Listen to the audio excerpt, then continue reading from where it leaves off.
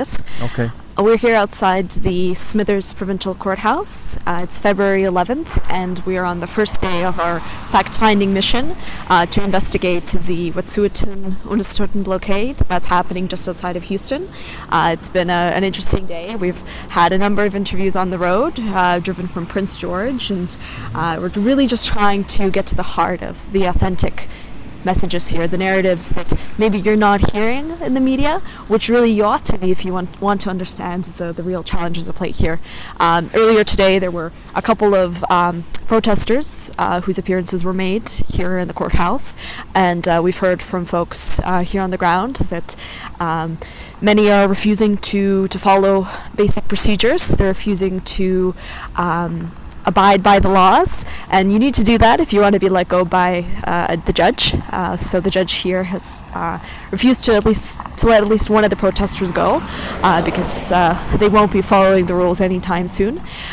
Stewart, what have you been finding today on our mission? Yeah, we've covered a lot of ground. We've driven from Prince George all the way to Smithers. We stopped on the Morris Forest Road, and we went and had a look at where some of those images from earlier in the week took place. It was a beautiful area, beautiful day, clear sky. We've talked to a lot of people. We've talked to First Nations. You know, I've known certainly before coming here that for the most part, the news media has done I would say frankly, and I say this as a journalist, a terrible job in informing Canadians about an issue that all of a sudden people who are tuned out of this issue cannot help but realize, because the bridge is blocked, the port is closed, the fracas at the legislature, which has brought our democracy to actually a parlous state. When this kind of thing happens, it means that you are in crisis. And today, British Columbia, by extension Canada, is in crisis because of what's happening. So we decided we had to come to really the root of this. And I would say that almost nothing that we're hearing, with a few exceptions, is relevant to the actual facts of the matter, and it's going to be so important, I think, as we do this work this week here in the northwest of British Columbia, to get to the bottom of the story, and especially given the fact, whether it's poor travel budgets for newsrooms these days, maybe that's why we're not getting the story, whatever it is, we're going to get to the bottom of it. We're talking to actual First Nations, we're talking about issues about Indigenous governance, hereditary and elected. We've heard all about that. Everyone's an armchair expert. Well, we're actually getting the facts on it. We're also talking about some of the cultural conflicts and the family issues. I mean, it's a 10,000 year culture that we're talking about here in the Blockade Valley. It's an incredible structure. I've read books about it. I'm fascinated by it. I love the people here. I've known them for a long time, but never have I seen a definable group of people in this country in such a state of crisis right now, caused to a great extent by external factors beyond their control. So that's what we're going to see this week.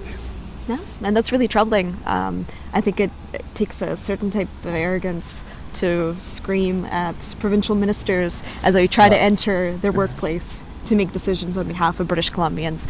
It takes a certain arrogance to blockade the movement of goods and people, and to believe that you personally, individually, only you have the right to make these decisions on behalf of Canada. Mm-hmm. I mean, it undermines the institutions that make this country as good as it is. Everywhere you look, every resource exporting, trade intensive country in the world looks up to Canada as a beacon of democracy, as a country that is consistently stable, secure, and most importantly democratic. And when people believe that they can subvert the rules that we have here, nobody's going to win. We're just undermining the things that make it just so easy to have an opinion on these issues. Yeah, I'm amazed by the number of lawsuits that are respected by industry. We're talking, this conflict has a lot to do with investments in natural gas pipelines, obviously, LNG. Those are big investments. When we see the companies behind that go to a courtroom and they come away with a judgment, they respect that judgment. They remedy whatever it is that they must address. If they just can't do something, then they accept that, or they appeal it. They use the processes of law.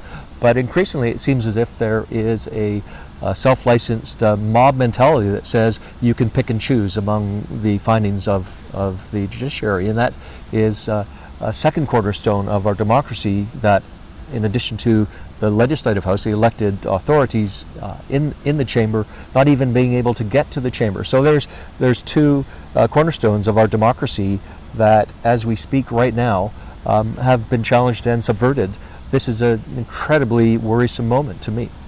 Yeah, if it's my way or the highway, where does it end? Yeah, yeah. You know, it could be this, it could be another issue tomorrow. Yeah, yeah. Let's get back a little bit to what we've been finding here and some of the stories that you've been hearing, especially Margareta, on violence in this community. It's hurtful.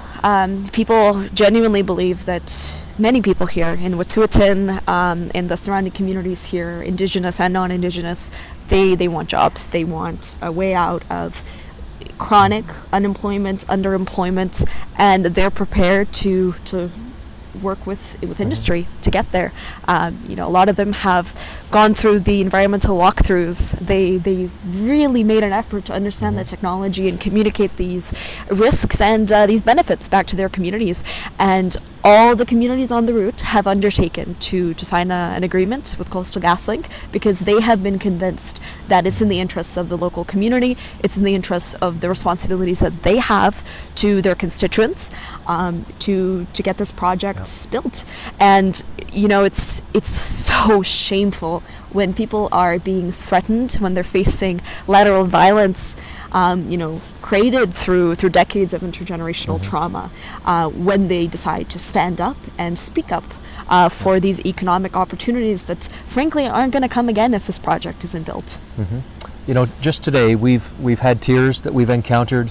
We've also had some hope. We've heard through the culture, through this beautiful song this morning that we heard on our way through, that there are people who see a path, that there is a way to rebuild a middle ground that has been destroyed by this polarization and threats of violence in the lives of people who just don't deserve to have that happening to them. And we're going to be, I guess, on a journey of hope as we travel around in the next few days. And revitalization, that is the heart here. When you've sorted the very basic essential questions of how do I feed my family, how do I ensure a stable, secure retirement for myself and my partner, basic questions like that, then you can really start to talk about how do I pass my language down, how do I ensure that my songs, my stories, those are shared and those continue. You don't get to reconciliation without the economic piece. You can't have those traditions without an economy that allows for a healthy society. People move away. We have a terrible youth suicide rate. It's just absolutely heart-wrenching what we've been hearing. That the language goes, the culture goes, and the fabric of survival goes, and that's what's been happening. I think it affects everybody, including people who have been, at the blockade. There's really at the kernel of this, I would never dismiss that there is an authentic issue here. That's not at all our purpose, certainly not our observation here. But what we do have is, I think, to a great degree, outside influences that have no stake in what happens here for higher level reasons. They want to deliver to their funders in the U.S. The quashing of a pipeline project in Canada because that's their job. That's a prime example, not the only one. And so they're willing to exploit local people, local Indigenous people, to attain that interest. When they've attained that interest, they're gone. I hear that over and over from First Nations leaders. And industry, maybe not everyone loves everything about industry. I mean, obviously there's negatives, there's impacts, but it creates an economy and people have jobs. One thing we've also heard is that logging, lumber jobs, mill jobs, that's kind of stressed around here. Where we were this morning, the local mine that had created prosperity for decades in that area, that's closed. It's not like they can just, have an office building and a Walmart center or a Amazon come to town and everyone gets a job at Amazon distribution center. That's not going to happen here.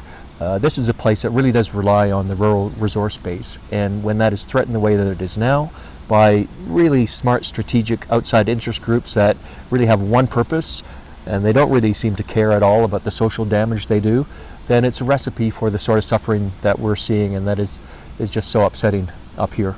Well, they keep escalating the messages that they use. It starts with reasonable environmental concerns, and people can disagree. People can say, I think this is worth the risk. I don't think this is worth the risk, and Sure. we can have that conversation. Yeah, and that as long as we're doing that civilly, that's okay. But when we start using narratives that cut at the heart of internal community conflicts, that dredge out traumas that continue to occur, like missing and murdered Indigenous women, the fact that that is being deployed as a narrative is just tremendously hurtful, because the people that we're speaking to, of course, they're concerned about that. They see getting entire families out of poverty, communities working and being productive and ensuring that there's a decent economic base as a solution to the things that result in that crisis. When your entire social net is undermined, you don't have any fallback, and you're only depending on handouts, which is what nobody wants. Nobody should want that in any case. You have no capacity to prevent, systemic violence against women. And this is something that shouldn't be used as a convenient narrative. And the fact that we've been seeing it this week, it's been coming out in the messaging of the opposition, those on the blockade, in a very carefully orchestrated way. It tells us that they're getting desperate, because they understand that Canadians have thought about it. The decision makers in Victoria, decision makers in Ottawa have looked at this, and they have allowed this project to proceed. And they're just not willing to take no for an answer, and they're willing to keep escalating it. And the divides that are occurring in this community, that's going to have harms and ripple effects that are going to go on for years. That's not responsible. That's not the moral thing to do. And it's heartbreaking what outside influences are trying to do here in the Wet'suwet'en territories.